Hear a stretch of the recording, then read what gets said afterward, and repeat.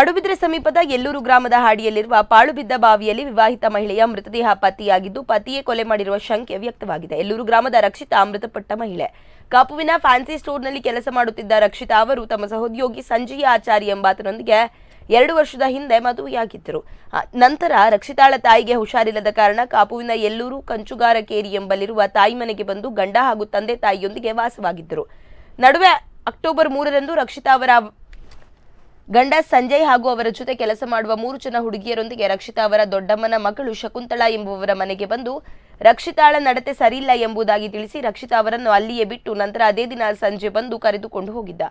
ಅನಂತರ ರಕ್ಷಿತಾ ಅವರ ಆರೋಗ್ಯ ವಿಚಾರಿಸಲು ಶಕುಂತಳಾ ಅವರು ಸಂಜಯ್ಗೆ ಕರೆ ಮಾಡಿದಾಗ ಸರಿಯಾಗಿ ಸ್ಪಂದಿಸದೆ ಪತ್ನಿ ಯಾರೊಂದಿಗೆ ಹೋಗಿರಬೇಕು ಎಂದು ಉತ್ತರಿಸಿದ್ದಾನೆ. ಅಲ್ಲದೆ ಈ ವೇಳೆ ರಕ್ಷಿತಾ ಅವರನ್ನು ಮನೆಯಲ್ಲಿ ಹುಡುಕಿದರೂ ಪತ್ತೆಯಾಗಿರುವುದಿಲ್ಲ. ಆದರೆ ಅಕ್ಟೋಬರ್ 8ರ ಸಂಜೆ ವೇಳೆ ಯಲ್ಲೂರು ಗ್ರಾಮದ ದಿವಂಗತ ಪೊಲ್ಲಶೆಟ್ಟಿ ಎಂಬವರ ಹಾಡಿಯಲ್ಲಿರುವ ಪಾಳು ಬಿದ್ದ ಕೆಸರು ನೀರು ತುಂಬಿರುವ ದೊಡ್ಡ ಬಾವಿಯಲ್ಲಿ ರಕ್ಷಿತಾ ಅವರ ಮೃತದೇಹ ನೀರಿನಲ್ಲಿ ಕವುಚಿ ಬಿದ್ದ ಸ್ಥಿತಿಯಲ್ಲಿ ಪತ್ತೆಯಾಗಿದೆ. ಪಡುಬಿದ್ರೆ ಪೊಲೀಸ್ ಠಾಣೆಯಲ್ಲಿ ದೂರು ದಾಖಲಾಗಿದೆ.